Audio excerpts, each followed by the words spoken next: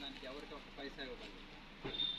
Police వాళ్ళు అడిగినా నా పేరు చెప్పి లేదా పోలీసు వాళ్ళ పేరు చెప్పి ఎవరన్నా అడిగిన పనిచేసేవాళ్ళు ఒక్కరికి కూడా ఒక పైసా ఇవ్వలేదు. ఇది ఉచితంగా చేస్తాం.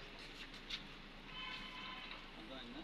ఎవరన్నా అడిగితే వెంటనే మేడం కానీ నాకు కానీ పోలీసు వాళ్ళు రిపోర్ట్ ఇచ్చేటప్పుడు డాక్టర్కి డబ్బులు ఇస్తే తొందరగా రిపోర్ట్ ఇస్తాడని కూడా అంటారు పోలీసు వాళ్ళు. ఆ టైంలో కూడా వచ్చి మేడం గెలవచ్చు, నన్ను గెలవచ్చు.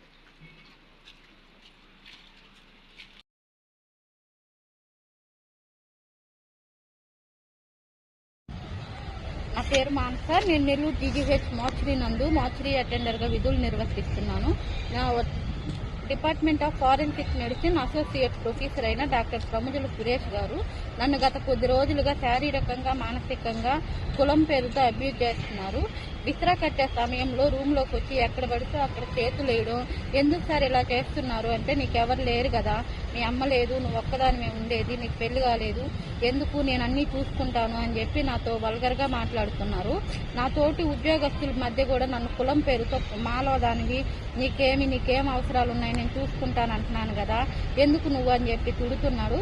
నేను ఎప్పుడైనా మంచి బట్టలు వేసుకొచ్చినా కూడా నీకు అవసరమా ఈ బట్టలు, ఇలాంటి బట్టలు ఎందుకు వేసుకుంటున్నావు, అలాంటి బట్టలు ఎందుకు వేసుకుంటున్నావు అని తను అధికారికంగా నన్ను తిడుతున్నాడు. నేను చైర్లో కూర్చున్నా కూడా తను రాగానే కింద కూర్చోమని చెప్తాడు.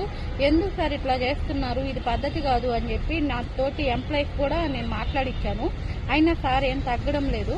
అప్పుడు నేను మా హెచ్ఓడి గారికి, సూపరింటెండెంట్ గారికి, ప్రిన్సిపల్ గారికి తపాలాలో కంప్లైంట్ ఇవ్వడం జరిగింది. కంప్లైంట్ ఇచ్చినా వాళ్ళు ఎటువంటి చర్యలు తన మీద తీసుకోలేదు. ఇదే విధంగా నేను దర్గామిట్ట పిఎస్లో సిఐ గారికి కూడా కంప్లైంట్ ఇచ్చాను. కానీ నా కంప్లైంట్ మీద ఎటువంటి అధికారి తనను పిలిచి మాట్లాడడం కానీ ఏమీ జరగలేదు. నేను ఇంట్లో ఒక్కదాన్నే ఉంటున్నాను.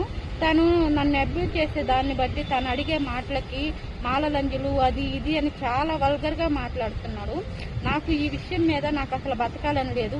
నేను ఒక్కదాన్నే ఉండడం వల్ల నాకు సూసైడ్ థాట్స్ ఎక్కువ వస్తున్నాయి.